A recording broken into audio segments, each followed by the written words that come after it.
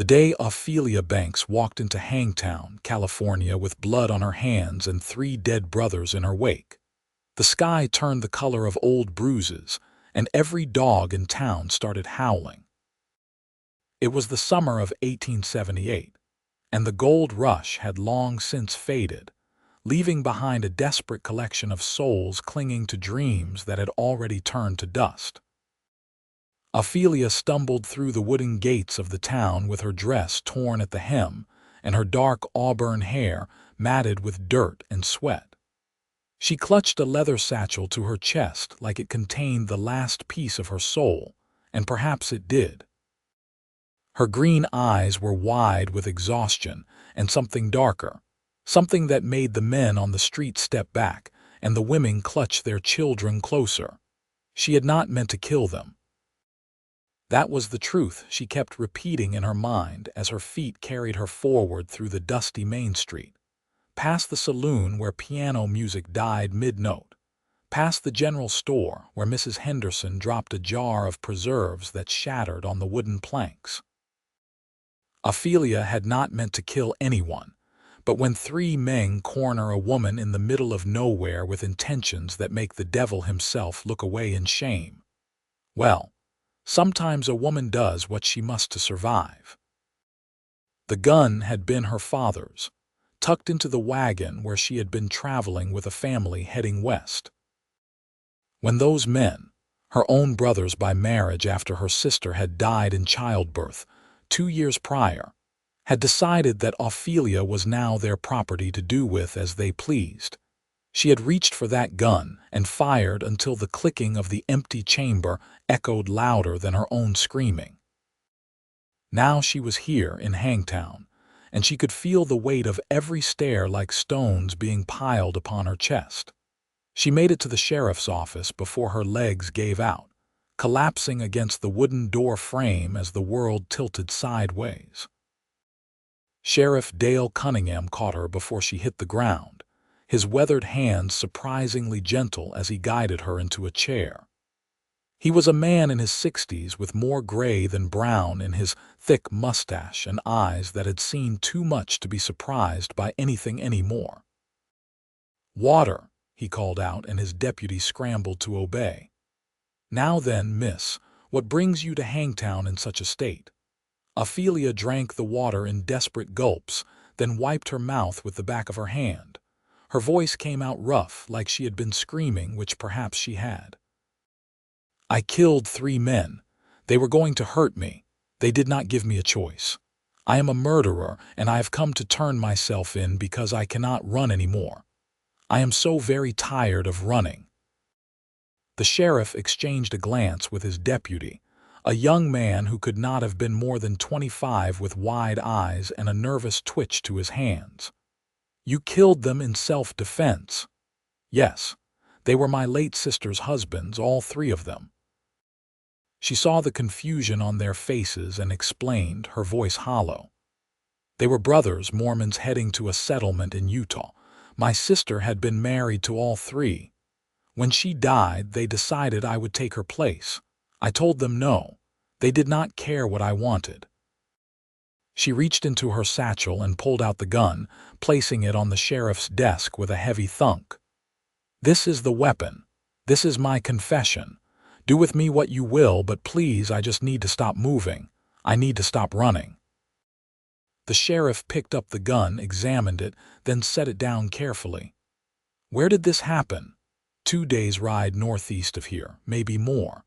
I walked most of the way after my horse went lame. I left the bodies where they fell. I am not strong enough to bury 3 grown men, and they did not deserve my effort anyway." Sheriff Cunningham leaned back in his chair, the wood creaking under his weight.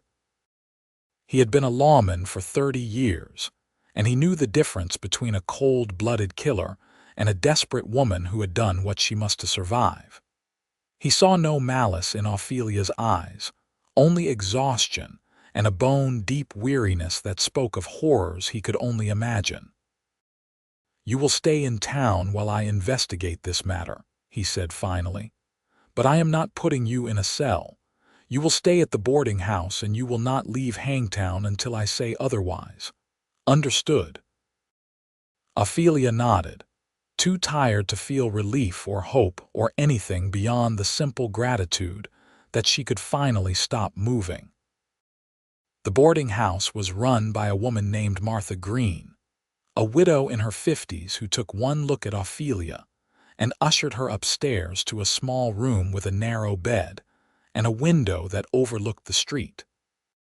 She brought hot water for washing and a clean dress that was only slightly too large, and she asked no questions when Ophelia started crying silently as she scrubbed the dirt and blood from beneath her fingernails.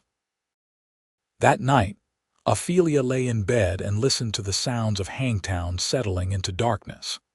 She heard laughter from the saloon, the barking of dogs, the creak of wagon wheels on the rutted street. She heard life continuing on around her, indifferent to her existence, and she found that strangely comforting. She did not know then that her arrival had been noted by more than just the sheriff and the curious townspeople.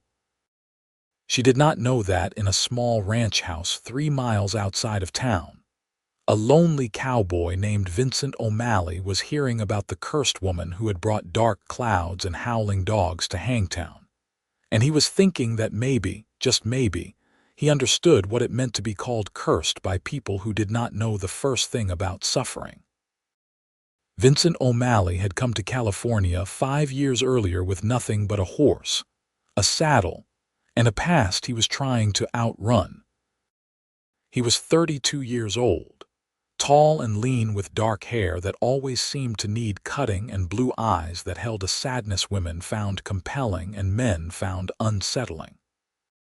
He worked as a ranch hand for old Samuel Peterson, tending cattle and mending fences, and keeping to himself in a way that made the other hands whisper about him when they thought he could not hear. They said he had killed a man back in Texas, that he was running from the law or a woman or maybe both.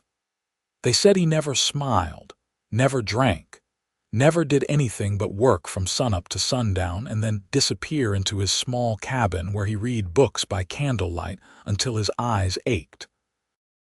They said he was odd, strange, maybe even dangerous, and they mostly left him alone, which was exactly how Vincent preferred it.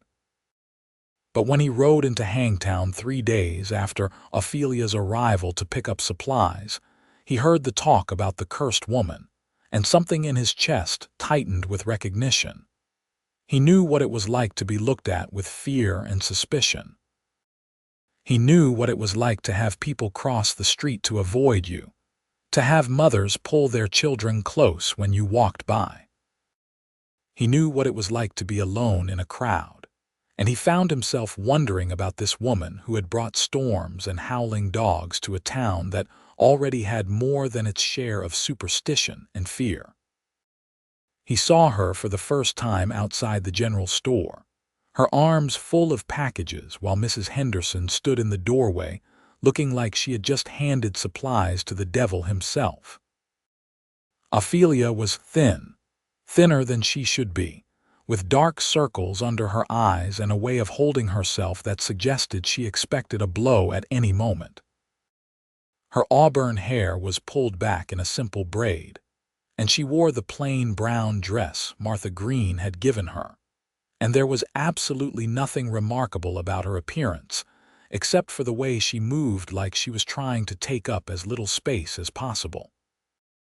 Vincent found himself walking toward her before he consciously decided to do so. "Madam, you look like you could use a hand with those packages." Ophelia looked up at him with startled green eyes, and for a moment he thought she might drop everything and run. But then she seemed to force herself to stillness, her chin lifting in a gesture of defiance that was likely automatic by now. "I can manage, thank you." "I am sure you can," Vincent said, and his voice was gentle in a way that surprised even himself. "But that does not mean you have to. Let me help you carry those back to the boarding house. No strings attached, no expectations. Just a man helping another human being with some heavy packages." Something in his tone, or perhaps in his eyes, made Ophelia's shoulders relax just slightly. She studied him for a long moment, taking in his worn clothing and work-roughened hands and the sadness that seemed to cling to him like morning fog. Finally, she nodded and allowed him to take half the packages from her arms. They walked in silence for a while, Vincent adjusting his stride to match her shorter one. The town was busy at this hour, with people going about their daily business, and Vincent noticed how they all stared at Ophelia, how they whispered behind their hands and made signs against evil when they thought she was not looking. He saw the way her back stiffened and her jaw clenched, and he recognized that particular brand of hurt because he wore it himself. "They think I am cursed," Ophelia said suddenly, her voice flat. "They think I brought bad luck to this town. Mrs. Henderson told me that it has not rained since I arrived, and her son came down with a fever, and the milk cow stopped giving milk. Apparently, I am responsible for all of that and more. People need someone to blame when things go wrong," Vincent said. "It is easier than accepting that sometimes bad things just happen for no reason at all. You are new, you are different, and you are alone. That makes you an easy target.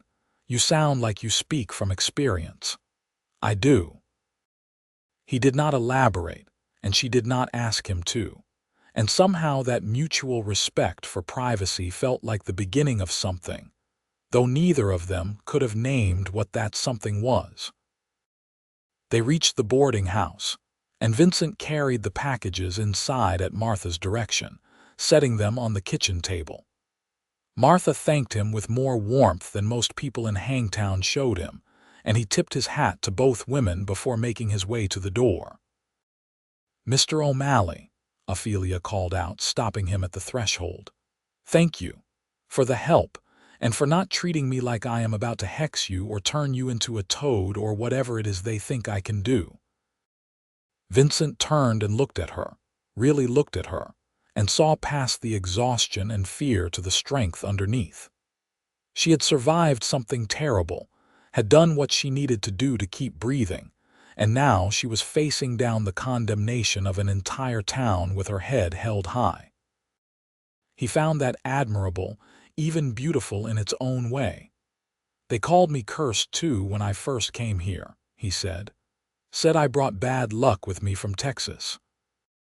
Said the drought that year was my fault, and when Old Man Miller's barn burned down, they said I must have done it even though I was 10 miles away at the time. Eventually, they will find someone new to blame and they will forget all about you." Is that supposed to be comforting? No, just honest.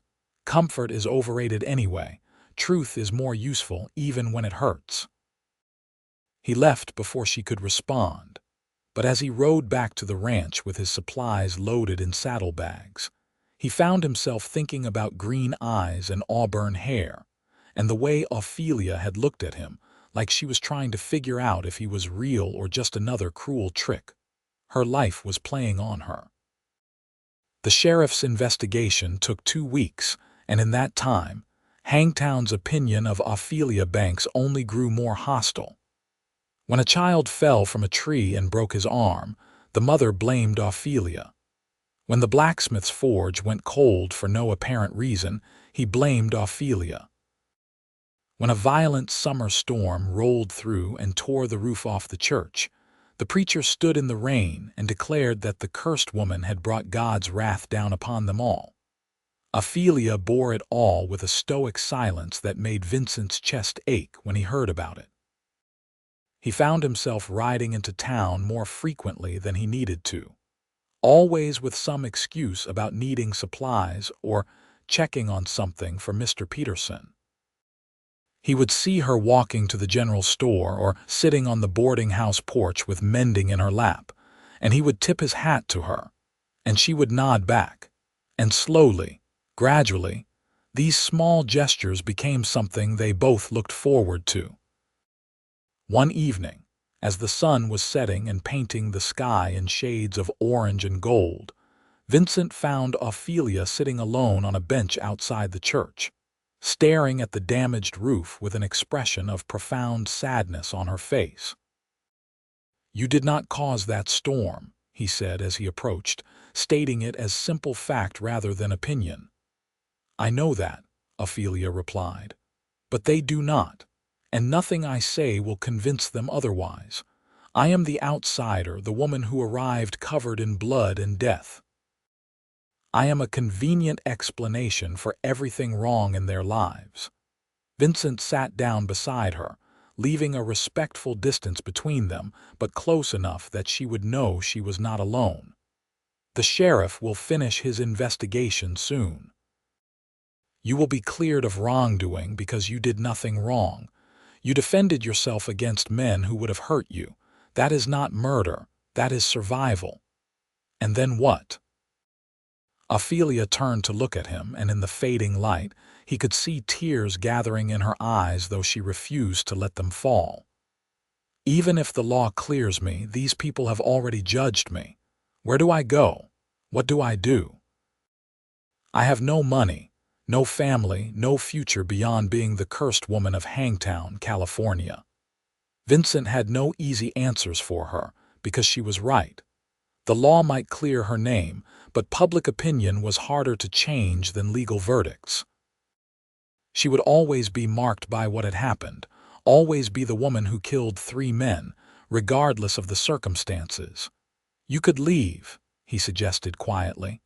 "Start over somewhere new where nobody knows your story. I am tired of running.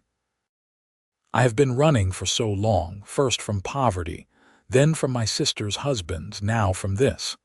I do not want to run anymore. I want to stay in one place and build something, even if it is just a small life that is mine and nobody else's. Is that too much to ask?" "No," Vincent said, and he meant it with his whole heart. "That is not too much to ask at all. Everyone deserves a place to call home, a life that is theirs. You most of all after what you have been through." They sat in silence as the sun finished setting, and the first stars began to appear in the darkening sky. Vincent found himself very aware of Ophelia beside him, of the way she held herself so carefully, of the strength it must take to keep going when the whole world seemed determined to crush her spirit. He found himself wanting to protect her, to stand between her and the cruelty of small-minded people, and that desire scared him because he had not let himself care about anyone or anything in such a long time. "Why are you being kind to me?" Ophelia asked suddenly. "You do not know me. For all you know, the town could be right. Maybe I am cursed. Maybe I do bring bad luck wherever I go." "I do not believe in curses," Vincent said. "I believe in people who have been hurt and people who have survived and people who deserve a second chance. I believe you are all 3 of those things, and I am being kind to you because someone should be, and because maybe I recognize something in you that I see in myself." "What is that?" "Loneliness," he said simply. "The bone-deep kind that comes from being on the outside looking in, from being judged for things beyond your control, from having to be strong all the time because nobody else is going to be strong for you." Ophelia looked at him for a long moment, and something shifted between them, some invisible wall crumbling just enough to let light through. "You said they called you cursed too. What did you do to make them say that?" Vincent was quiet for so long that Ophelia thought he might not answer. But then he spoke, his voice low and rough with old pain. "I killed a man back in Texas. He was my best friend, or at least I thought he was.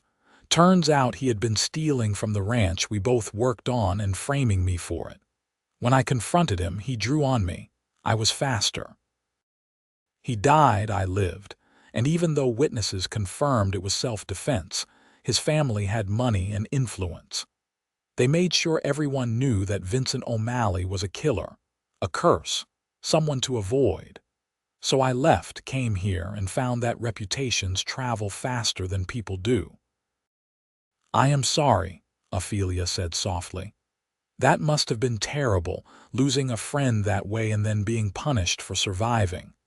It was. But it taught me something important. It taught me that you cannot control what people think of you or say about you. All you can control is who you choose to be and whether you let their words break you. I decided a long time ago that I would not let them break me. I am still here, still standing, still trying to be a decent man even when the world insists I am not. That is my victory over them. I want that, Ophelia whispered. I want to be strong like that. I want to survive this and come out the other side as someone who did not let them break me. Then do it, Vincent said, and he turned to face her fully, his blue eyes intense in the starlight. Survive this, Ophelia. Stay in Hangtown if that is what you want, or leave if that is better, but whatever you do, do not let them take away who you are at your core. You are not cursed. You are not bad luck. You are a woman who survived something terrible, and there is strength in that, even if they are too blind to see it. It was the first time he had said her name, and hearing it in his deep voice sent a shiver through her that had nothing to do with the cooling night air. She realized that she had been alone for so long, carrying everything by herself, and having someone see her as a person rather than a curse, or a problem, or a scandal felt like water in a desert. "Thank you, Vincent," she said, and his name felt right on her tongue, like something she had been waiting to say without knowing it. They walked back to the boarding house together, and Martha watched from the window with knowing eyes as Vincent said good night and rode back toward the ranch. She had seen the way they looked at each other, had noticed how Vincent's visits to town had increased since Ophelia arrived, and she thought that maybe, just maybe, two lonely souls had found each other in the most unlikely of circumstances. Sheriff Cunningham completed his investigation on a Tuesday morning when the heat was already oppressive despite the early hour. He called Ophelia to his office, and she went with her heart in her throat, not knowing if she was walking toward freedom or a noose. The sheriff gestured for her to sit, and he looked tired as he pulled out a file of papers and set them on the desk between them. "I rode out to where you said it happened, found the bodies, or what was left of them after the animals and the elements got to them, found evidence of a struggle. Found the wagon you were traveling in. Everything you told me checked out, Miss Banks. More than that, I wired the marshal in Salt Lake City, and he knew of the 3 men you killed. The Garrett brothers, wanted for questioning in connection with 3 missing women over the past 2 years, all young, all single, all last seen in the company of those men and their late wife."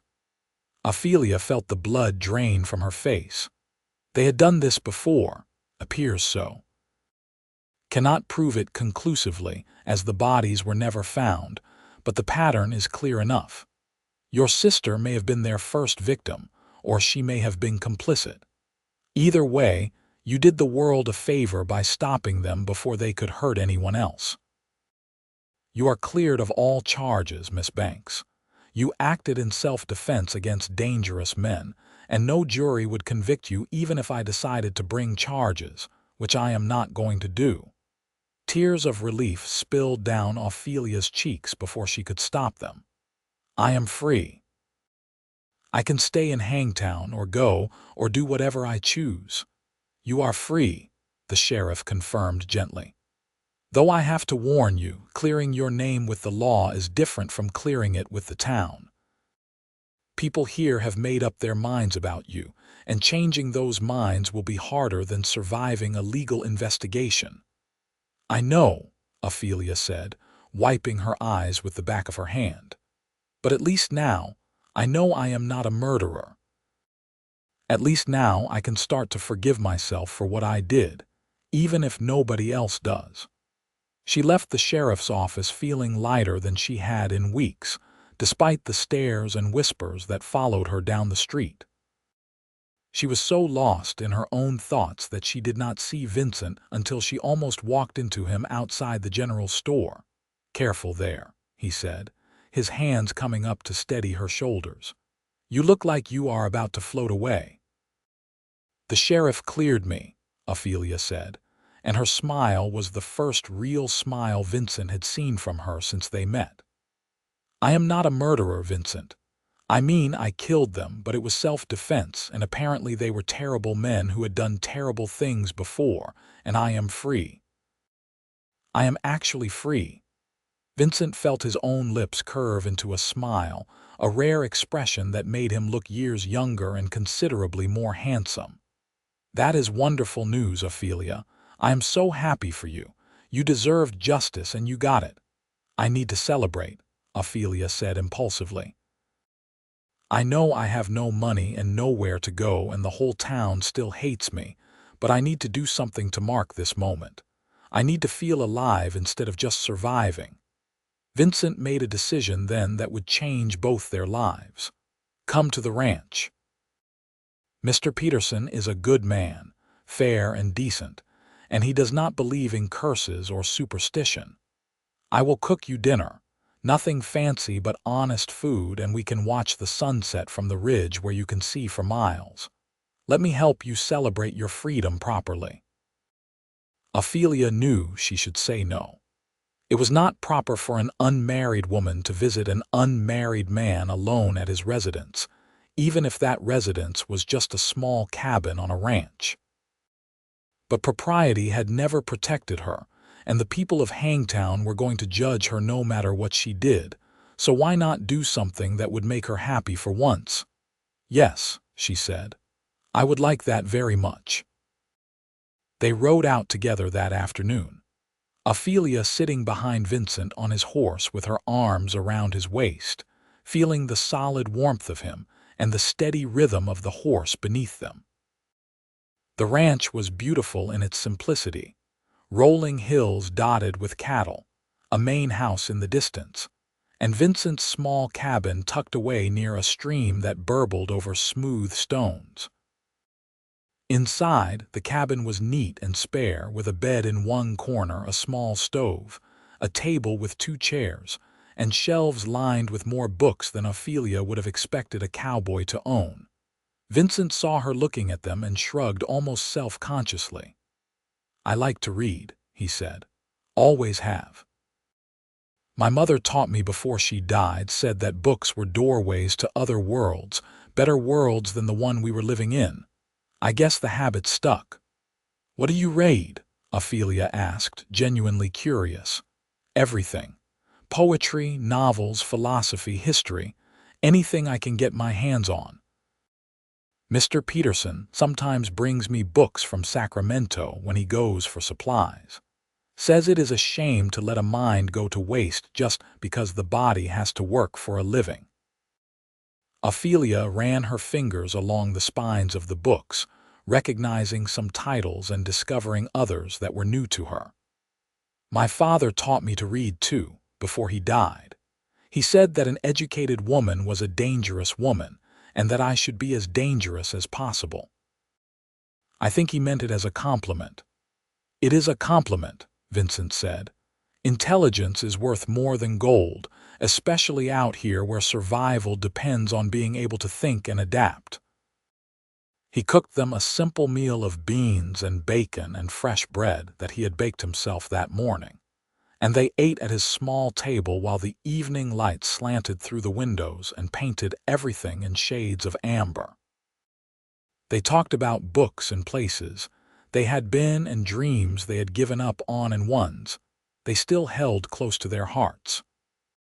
They talked like old friends, like people who had known each other for years instead of weeks, and Ophelia realized that she felt safe here in a way she had not felt safe in longer than she could remember. After dinner, Vincent took her up to the ridge he had mentioned, a high point where they could watch the sun descend toward the horizon.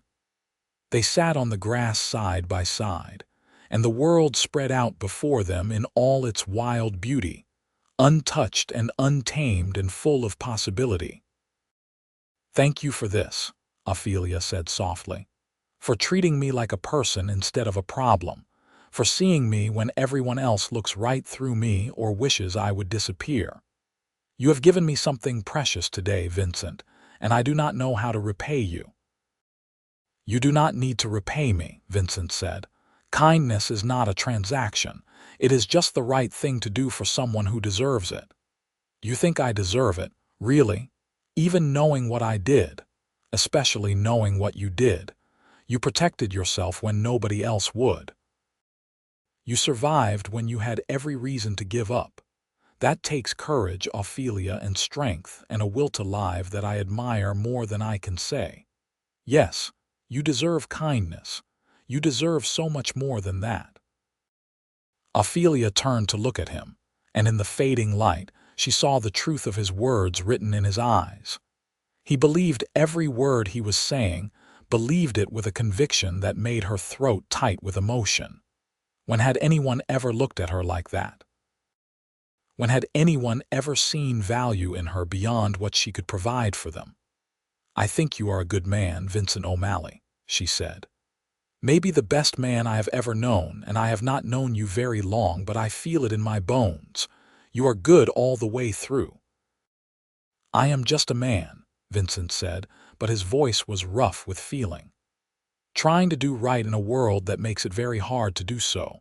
But with you, Ophelia, doing right feels easier. Being kind feels natural. You bring out something in me that I thought was dead and buried with my past." The sun touched the horizon, and the sky exploded in colors neither of them had words for. They sat in silence and watched the day surrender to night, and somewhere in that liminal space between light and dark, something shifted between them, something that had been building since that first day outside the general store.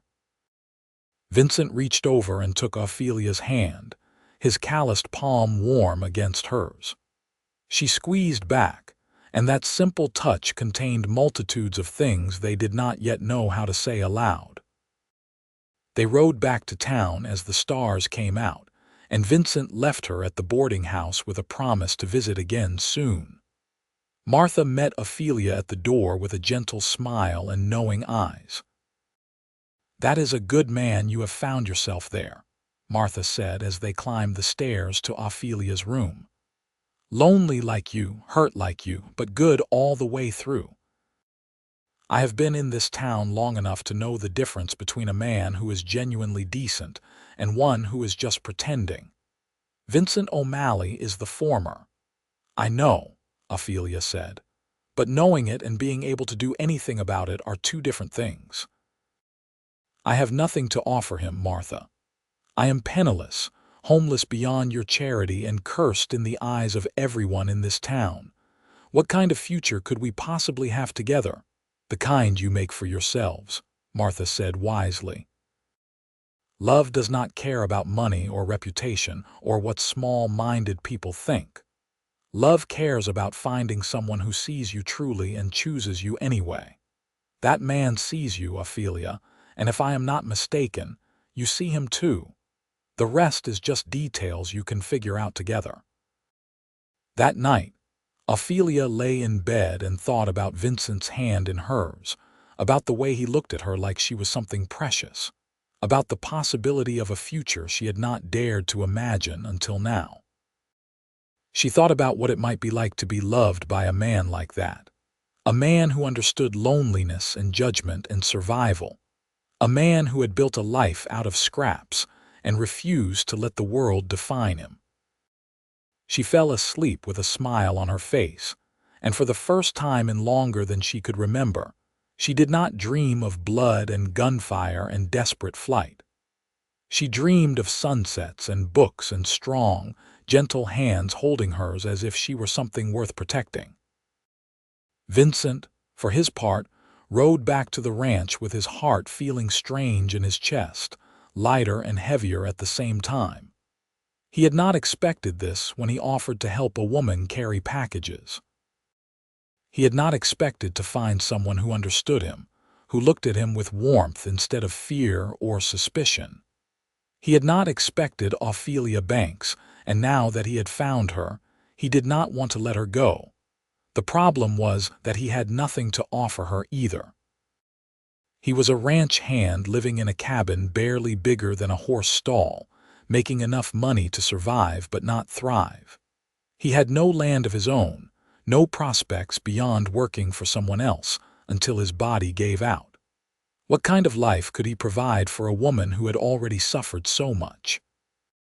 But even as these doubts circled in his mind, he remembered the way Ophelia had smiled at him, the way she had held his hand on that ridge, the way she had looked at him like he mattered. And he thought that maybe, just maybe, love did not require grand gestures or wealth or security.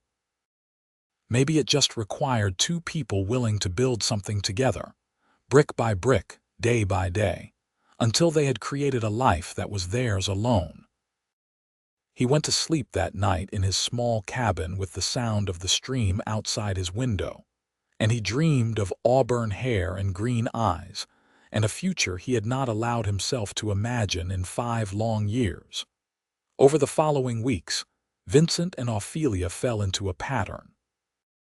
He would ride into town 2 or 3 times a week, always with some excuse about needing supplies or checking on something for the ranch. She would happen to be outside when he arrived, and they would walk together, or sit on the bench outside the church, or sometimes just stand on the boarding house porch and talk about everything and nothing. The town noticed, of course. Hangtown noticed everything, and the budding relationship between the cursed woman and the lonely cowboy became the subject of much speculation and gossip. Some people said Vincent must be under a spell, that Ophelia had bewitched him somehow. Others said he was just as cursed as she was, so it made sense that they would find each other. A very few, looked at them and saw 2 lonely people finding comfort in each other and thought that maybe that was not such a bad thing after all. Mr. Peterson noticed too, but unlike the town, he saw it as a positive development.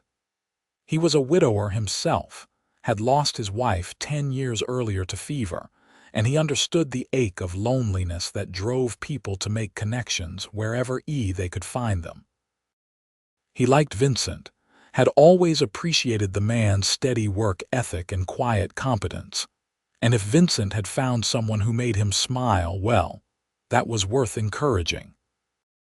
One day in early autumn, as the heat was finally breaking and the air carried the first hint of coolness, Mr. Peterson called Vincent into his office in the main ranch house. "Sit down, son," he said, gesturing to a chair. "I want to talk to you about something important." Vincent sat, his mind racing through possibilities. Had he done something wrong? Was he being let go? He had worked hard, always completed his tasks, never caused trouble. But ranch work was precarious, and hands were let go for all sorts of reasons that had nothing to do with their performance. Mr. Peterson seemed to read his thoughts, because he chuckled and shook his head. "Relax, Vincent. You are not in trouble. Quite the opposite, actually. I am getting old, my joints ache every morning, and I am tired of running this place alone. My children moved east years ago and have no interest in ranching. I need help, real help, not just a hired hand. I need a partner, someone who knows the business and cares about the land and is willing to put in the work to keep this place going." Vincent stared at him, not quite believing what he was hearing. "Sir, I do not understand." "I want to make you a partner in this ranch, Vincent. A junior partner at first, but with the opportunity to buy me out gradually over the years. You would have a stake in the place, a percentage of the profits, a voice in decisions. You would have a future here, something to build on, something to offer a certain young woman you have been spending so much time with lately." Vincent's heart was pounding so hard he could hear it in his ears. "Mr. Peterson, that is incredibly generous, but I do not have the capital to buy into a partnership. I barely have savings beyond what I need to survive." "I am not asking for money up front," Mr. Peterson said patiently. "I am offering you a chance, Vincent. Work hard, Help me make this ranch more profitable, and your partnership percentage increases over time. Eventually, when I am ready to retire fully, you buy out my remaining share at a fair price, probably over several years. It is a long-term arrangement, but it gives you something you do not have now, which is a stake in your own future.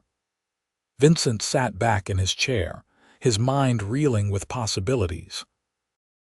A partnership meant stability, meant a future, meant he could actually offer Ophelia something more than just affection and a cramped cabin.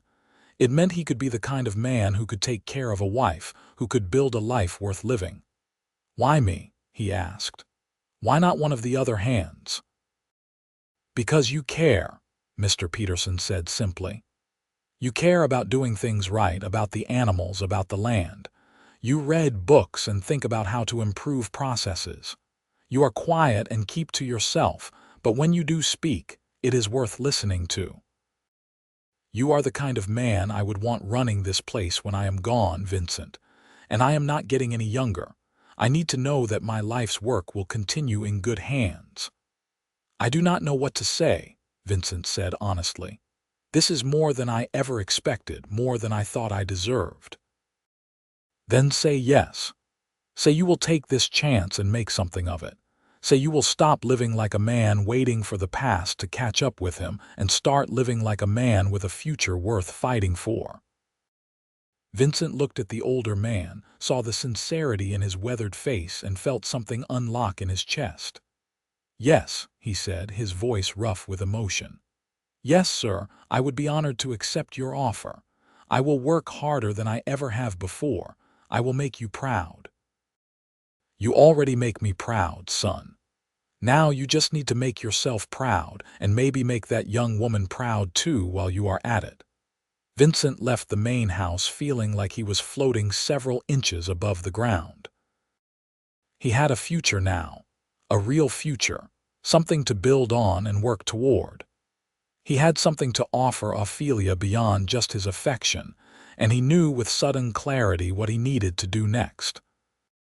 He rode into town that afternoon and went straight to the boarding house, where Martha told him Ophelia was out back in the garden, helping to harvest the last of the summer vegetables.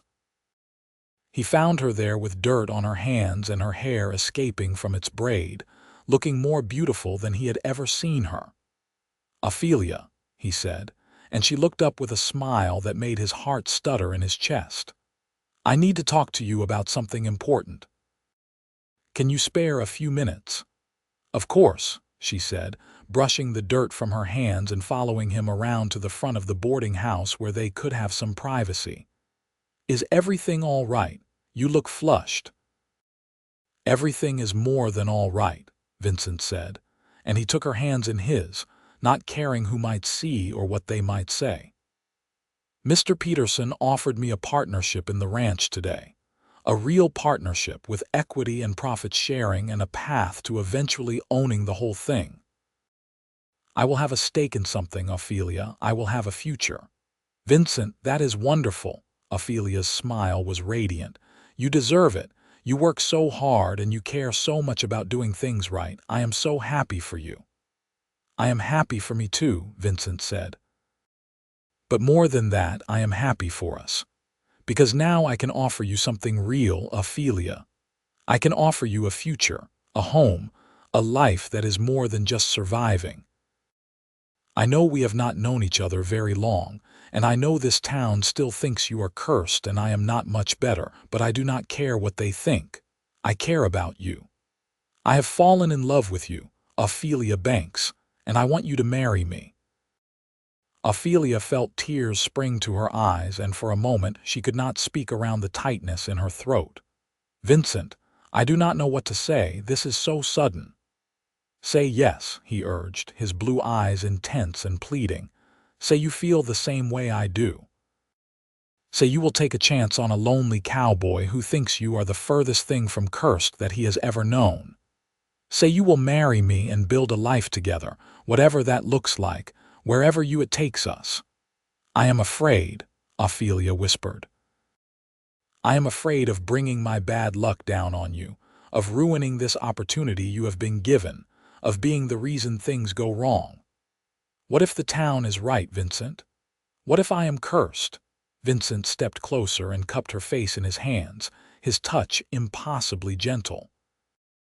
You are not cursed, Ophelia. You are a survivor, a fighter, a woman who refused to be broken by things that would have destroyed most people. The town is wrong about you just like they were wrong about me. We make our own luck, our own fate, our own future. And I choose to make mine with you, if you will have me. Ophelia looked into his eyes and saw everything she had ever wanted reflected back at her. She saw safety, acceptance, love, a future she had not dared to dream of. She saw a man who knew her worst moments and chose her anyway, who looked at her blood-stained past and saw strength instead of shame. Yes, she said, and the word came out like a prayer. Yes, Vincent O'Malley, I will marry you. I love you too, have loved you I think since that first day when you helped me carry packages and did not treat me like I was contagious. You are my blessing in disguise, the good thing that came from the worst time of my life. Yes, I will marry you. Vincent pulled her into his arms and kissed her, right there on the street where anyone could see, and Ophelia kissed him back with all the pent-up longing and hope she had been carrying. It was not her first kiss, but it was the first one that felt like a promise, like a beginning rather than an ending. Martha watched from the window and smiled to herself. She had known this was coming, had seen it building for weeks. She started mentally planning a wedding, modest but meaningful, something these two deserved after everything they had been through. When they finally broke apart, breathless and smiling, Vincent rested his forehead against Ophelia's and said, I want to marry you soon. I do not want to wait. I have waited 5 years for something good to happen in my life, and now that it has, I am not wasting any more time. Neither am I, Ophelia agreed. Let us get married as soon as we can arrange it. Small and simple, nothing fancy. Just us and whoever is willing to stand with us. They were married 3 weeks later in the church with the repaired roof, and if the attendance was sparse, neither of them cared. Mr. Peterson stood as Vincent's witness, and Martha stood as Ophelia's. The preacher, who still believed Ophelia was cursed, but respected the law and the sacrament of marriage, performed the ceremony with professional efficiency if not enthusiasm. Ophelia wore a simple white dress that Martha had altered from one of her own wedding gowns, and Vincent wore his best clothes, which were still work-worn but clean and pressed. They said their vows in steady voices, promising to love and honor and cherish each other in sickness and health, for better or worse, until death parted them. When Vincent kissed his bride, he felt like the luckiest man alive, and when Ophelia kissed him back, she felt like maybe, just maybe, she had finally found where she belonged. They moved into Vincent's cabin that night, and while it was small and cramped with 2 people instead of 1, neither of them minded. They lay together in the narrow bed and talked about their plans for the future, about how they would save money and eventually build a bigger house, about the children they might have someday, about growing old together and never being lonely again. I never thought I would have this, Ophelia whispered in the darkness. A husband who loves me, a home, a future that is mine to shape. After everything that happened, I thought I would be alone forever. You are not alone anymore, Vincent said, pulling her closer. You have me now, for as long as we both shall live. We are going to build a good life together, Ophelia. It might not be easy, and there will be people who do not approve, but it will be ours, and that is what matters. I love you, Vincent O'Malley. You saved me, not just from the town's judgment, but from giving up on myself. You saw me when I was at my lowest, and you chose to see value there. That is a gift I can never repay. You do not need to repay it. Just love me back, build this life with me, and let yourself be happy. That is all I ask." They made love that night with a tenderness that brought tears to both their eyes, two lonely souls finally finding home in each other's arms. And afterward, as they drifted off to sleep tangled together in the narrow bed, both of them felt peace settle over them like a warm blanket. The first year of their marriage was not easy. The town's opinion of Ophelia did not change overnight just because she was now Mrs. O'Malley. She still faced whispers and crossed streets and women who refused to speak to her. But she also had Vincent beside her, steadfast and unwavering in his support, and she had Martha's friendship, and she had Mr. Peterson's respect. It was enough to build on.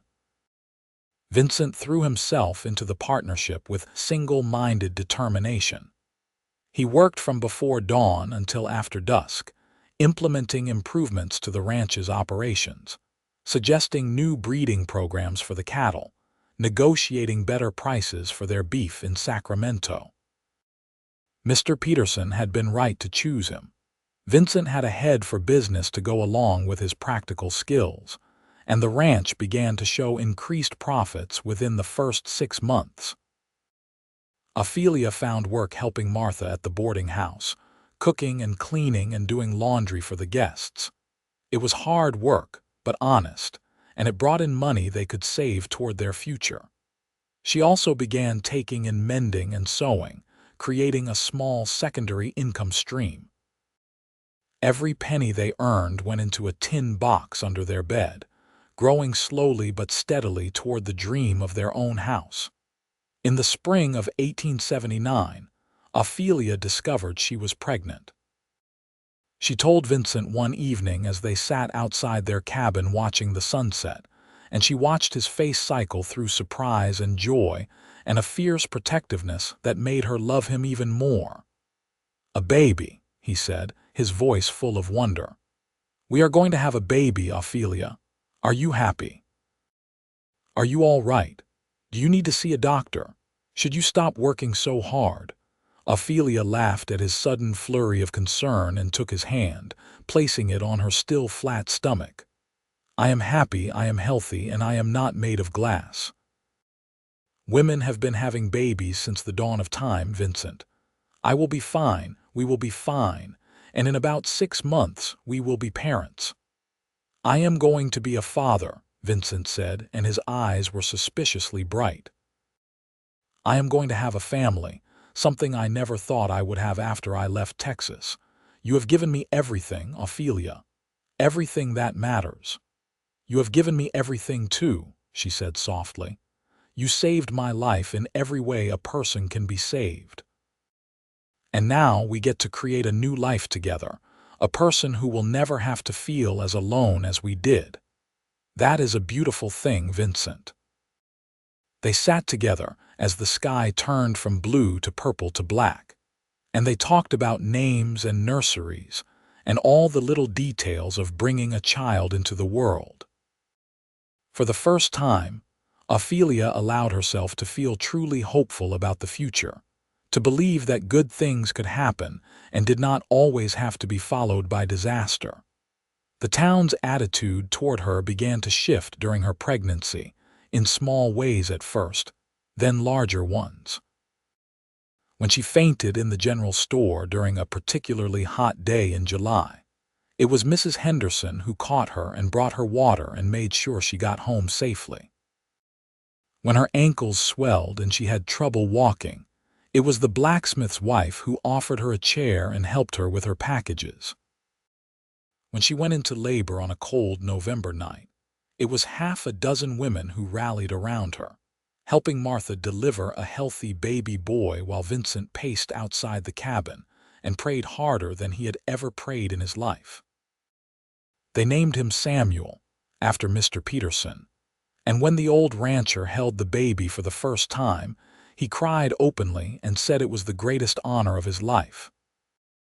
Little Samuel had his father's dark hair and his mother's green eyes, and he was the most beautiful thing either of his parents had ever seen. "He is perfect," Vincent whispered, looking down at his son sleeping in Ophelia's arms. "Absolutely perfect. How do we make something so perfect? I do not know, Ophelia said, exhausted and happy and overwhelmed by the love she felt for this tiny person. But we did, and he is ours, and I am going to protect him with everything I have. He's going to grow up knowing he is loved, Vincent. He's going to grow up safe and happy, everything we did not have. Everything we did not have, Vincent agreed, but everything we can give him now. We broke the cycle, Ophelia. We survived, and now we thrive, and he gets to benefit from that.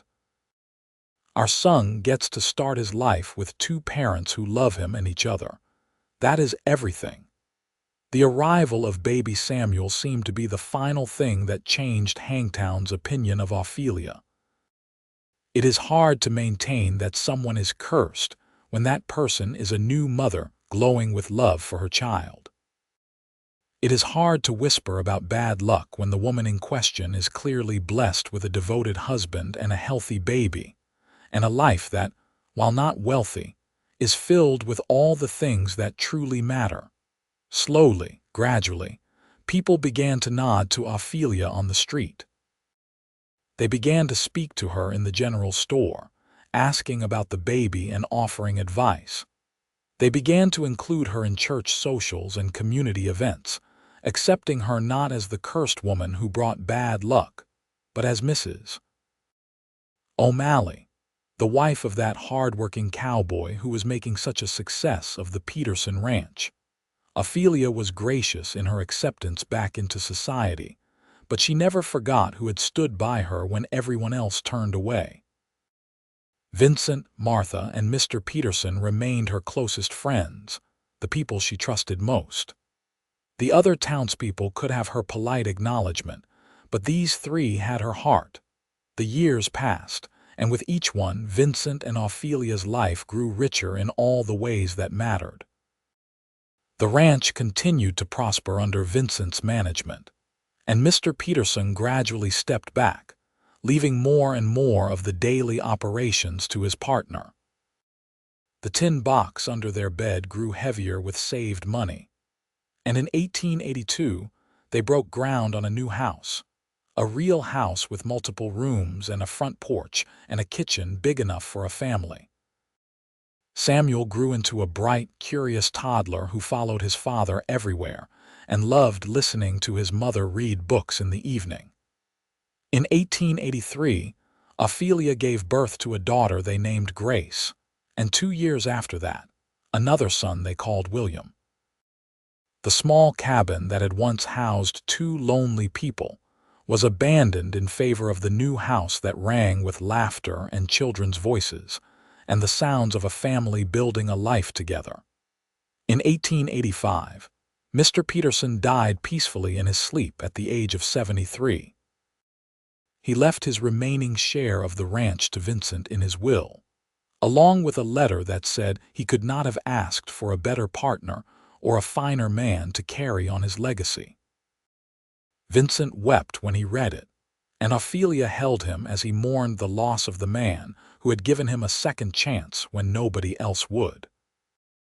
They named their fourth child, a daughter born in 1886, Sarah Peterson O'Malley in his honor, and Vincent placed a portrait of the old rancher in the place of pride above their fireplace, so his children would always know the man who made their life possible. By 1890, the Peterson Ranch, which had been renamed the O'Malley Ranch after Vincent took full ownership, was one of the most successful cattle operations in that part of California. Vincent employed a dozen hands year-round, men he treated fairly and paid well, and he had a reputation for honesty and integrity that extended far beyond Hangtown. Ophelia had become a pillar of the community, despite her rocky start, known for her generosity to those in need, and her work organizing events at the church and school. She had never forgotten what it felt like to be an outsider, and she made it her mission to ensure that newcomers to Hangtown were welcomed and given chances to prove themselves, regardless of rumors or circumstances that might precede them. Their children grew up healthy and happy, attending school in town and helping out on the ranch as they got older. Samuel, at 11, was already showing his father's aptitude for ranching and his mother's love of reading. Grace, at 7, was spirited and fearless, more comfortable on a horse than on her own 2 feet. William, at 5, was gentle and thoughtful, happiest when helping his mother in the garden. And little Sarah, at 4, was curious about everything and asked more questions than anyone could possibly answer. On a warm evening in late summer of 1890, Vincent and Ophelia sat on the porch of their house, watching their children play in the yard, while the sun painted the sky in brilliant colors. 12 years had passed since that day when Ophelia stumbled into Hangtown covered in blood and fear, and the woman she was now barely resembled that desperate, haunted person. "You ever think about that first day?" Vincent asked, reaching over to take Ophelia's hand. "When I helped you carry packages from the general store, all the time," Ophelia said softly. "I think about how close I came to running, to leaving Hangtown before I ever really gave it a chance. If I had done that, I would have missed all of this. I would have missed you, missed our children, missed the life we built together." "The town called you cursed," Vincent said, his voice thoughtful, "but you were my blessing in disguise. The best thing that ever happened to me walked into Hangtown that day, and I was smart enough to recognize it even if nobody else was. You saved me just as much as I saved you, Ophelia. Maybe more." "We saved each other," Ophelia corrected gently. "Two lonely people who understood what it meant to be judged and found wanting, who decided to see past the surface to the truth underneath. We chose each other, Vincent, and we kept choosing each other every day since. That is why this worked. That is why we are happy." Samuel called out then, something about a game he and his siblings were playing, and Grace shrieked with laughter as William chased her around the yard. Sarah toddled after them, determined to keep up despite her short legs. It was a scene of perfect domestic happiness, the kind that Ophelia used to think only existed in books. "I love our life," she said, squeezing Vincent's hand. "I love you. I love our children. I love this ranch and this house and even this town that took so long to accept me. I love all of it, Vincent. Every single piece of the life we built together." "I love it too," Vincent said. "And I love you most of all. You are the center of everything good in my world, Ophelia O'Malley, my wife, my partner, my blessing. I would do it all again in a heartbeat, every hardship and struggle, if it meant ending up right here with you." They sat together as the light faded and the stars came out, watching their children play and feeling the deep contentment that comes from knowing you are exactly where you are supposed to be, with exactly who you are supposed to be with. The lonely cowboy and the woman the town called cursed had found each other in the wilderness of judgment and fear. And together, they had built something beautiful that would last long after they were gone. Inside the house, Martha's old music box played a tinkling melody that drifted out through the open windows. Martha herself had passed 2 years earlier, leaving the music box to Ophelia in her will along with a letter saying she had known from the start that Ophelia and Vincent were meant for each other, and she was glad she lived long enough to see them happy. As the children finally tired of their games and came running up to the porch demanding cookies and milk, Ophelia looked at her family and felt a profound gratitude wash over her. She had survived so much darkness to reach this light. She had endured judgment and fear and desperate struggles, and she had come out the other side stronger, braver, more capable of love than she ever thought possible. "Come on inside, my darlings," she called to her children, rising from her chair. "Time to wash up for supper." Vincent followed his family into their warm, bright house, and as he looked around at the life they had created together, he felt that familiar sense of wonder that had never quite left him. He had been so lonely for so long, had believed he would always be on the outside looking in, and then Ophelia had walked into his life and changed everything. The town of Hangtown had called her cursed, but Vincent O'Malley knew the truth. She was his blessing, his salvation, his reason for getting up every morning and working hard and believing that tomorrow would be better than today.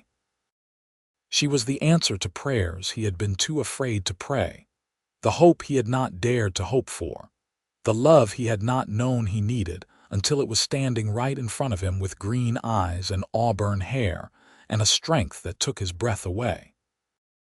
They gathered around the table for supper, all 6 of them, and as they held hands for grace, Vincent looked at each face in turn. His wife, still beautiful after all these years and 4 children, her eyes soft with love as she smiled at him. His children, each one a miracle, each one a testament to the power of love to create new life and new hope. His family, his legacy, his everything. "Thank you, Lord, for this food we are about to receive," he said, his voice thick with emotion. "And thank you for the blessings of this family, this home, and this life. We are grateful beyond measure for all that we have been given. Amen." "Amen," they all chorused. And then the moment turned to joyful chaos as the children clamored for food and told stories about their day and argued good-naturedly over who got the biggest piece of cornbread. Later, after the children were in bed and the house was quiet, Vincent and Ophelia stood together in their bedroom, preparing for sleep. Ophelia brushed out her long hair, still mostly auburn though a few strands of silver were starting to show, and Vincent watched her in the mirror, still marveling that this woman was his.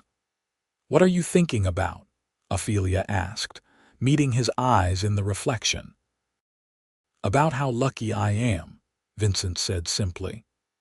"About how everything bad that happened to both of us led us to each other, and how we turned all that pain into something beautiful. About how I want to spend the rest of my life right here with you, watching our children grow up and maybe someday welcoming grandchildren and growing old together, until we are both gray and creaky but still holding hands." Ophelia turned to face him, her eyes shining with tears that were happy rather than sad.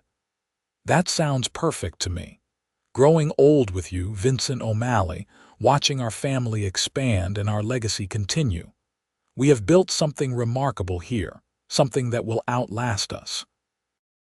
Our children will tell their children about the lonely cowboy and the woman who was called cursed, and how they found each other and created a love that refused to be broken by judgment or hardship or fear."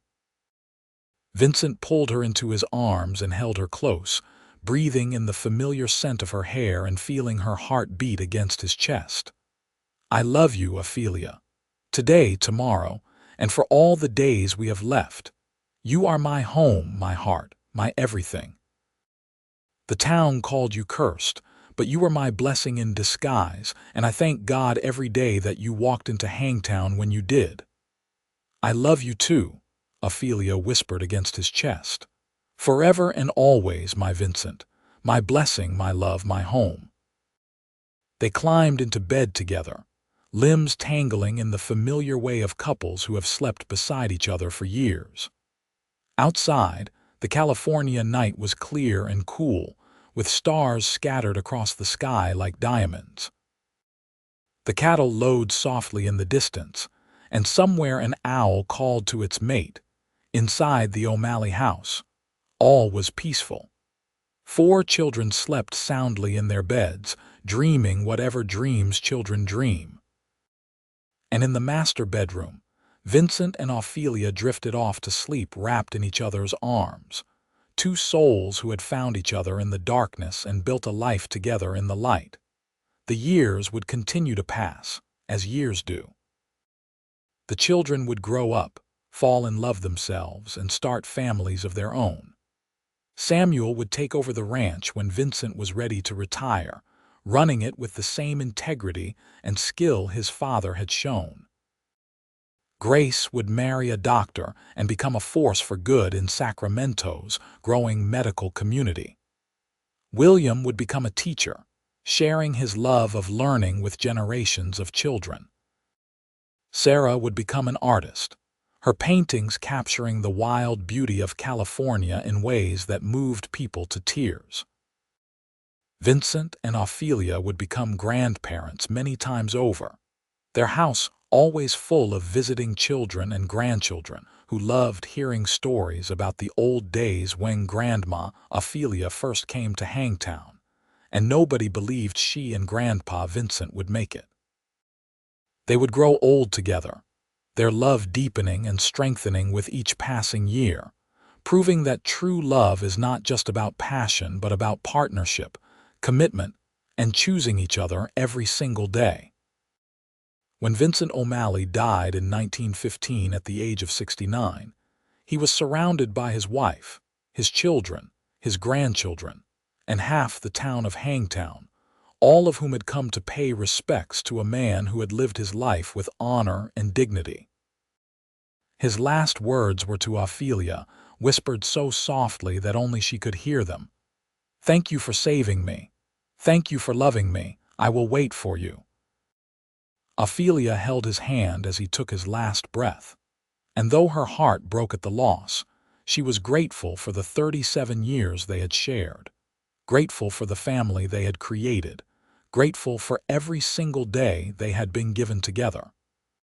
She wore black for a year, as was proper, but she did not allow grief to consume her because Vincent would not have wanted that. She lived another 12 years, dying peacefully in her sleep in 1927 at the age of 71. Her last thoughts were of Vincent, of that first day when he helped her carry packages and looked at her like she was a person rather than a problem, of all the days and nights they had shared, of the love that had sustained her through everything life threw at them. The town of Hangtown turned out for her funeral, just as they had for Vincent's. And as they lowered her into the ground beside her beloved husband, more than one person remarked that it was fitting they should rest together for eternity. The cowboy and his blessing, the man who had been called cursed and the woman who had saved him from loneliness. Two souls who had found each other against all odds and built a legacy of love that would endure for generations. Their children gathered at the graveside, now middle-aged themselves, and they held hands as the preacher said his final words. Samuel, Grace, William, and Sarah looked at their parents' headstones and felt a profound gratitude for the example they had been given, for the love they had witnessed, for the life their parents had built from nothing but determination and hope, and an unwavering commitment to each other. The headstone was simple, as Vincent and Ophelia had both requested in their wills. It read, Vincent O'Malley, 1846–1915, and Ophelia Banks O'Malley, 1856–1927.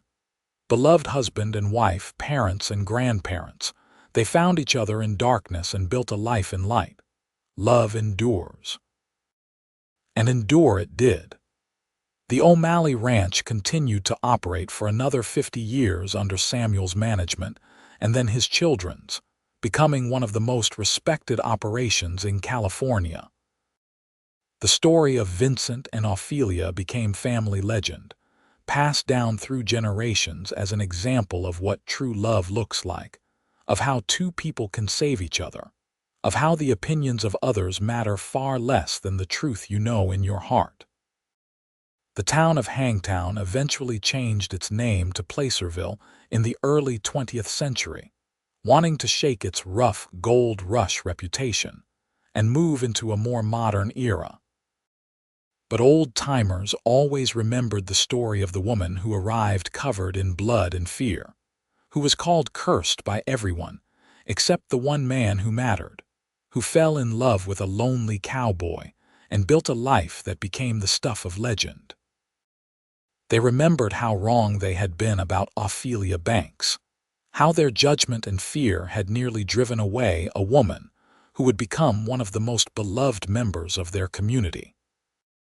They remembered the lesson she and Vincent taught them, that people are more than their worst moments, that redemption is always possible, that love can heal wounds that seemed unhealable. In the end, the town of Hangtown did not call Ophelia cursed anymore. They called her blessed, called her an inspiration, called her proof that the darkest nights can lead to the brightest mornings if you just hold on long enough to see the sun rise. They called her Mrs. O'Malley, wife to Vincent, mother to 4, grandmother to 17, great-grandmother to 32, matriarch of a family that would shape California history for generations to come. But Vincent, in all the years they had together, only ever called her one thing: his blessing in disguise, the woman who saved his life by allowing him to save hers, the love of his life, his partner in all things, his Ophelia. And that, in the end, was all that mattered. Not what the town thought, not what society demanded, not what convention dictated, but what two people who loved each other chose to build together in the face of impossible odds. That was the real story, the one that mattered, the one that would echo through time long after everyone who witnessed it firsthand had turned to dust.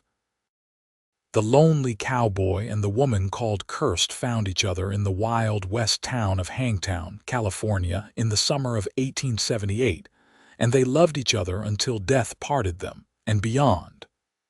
They built a life from nothing, a family from loneliness, a legacy from pain. They proved that love is not about perfection, but about persistence, not about easy beginnings, but about beautiful middles and peaceful endings. And on warm summer evenings, when the California sky turns the colors of sunset and the air smells of grass and earth and possibility, if you listen very carefully, you might hear the echo of their laughter, the whisper of their love, the enduring proof that sometimes the most beautiful blessings come wrapped in the strangest disguises, and the only curse that matters is the one that keeps you from seeing the truth that is right in front of your eyes.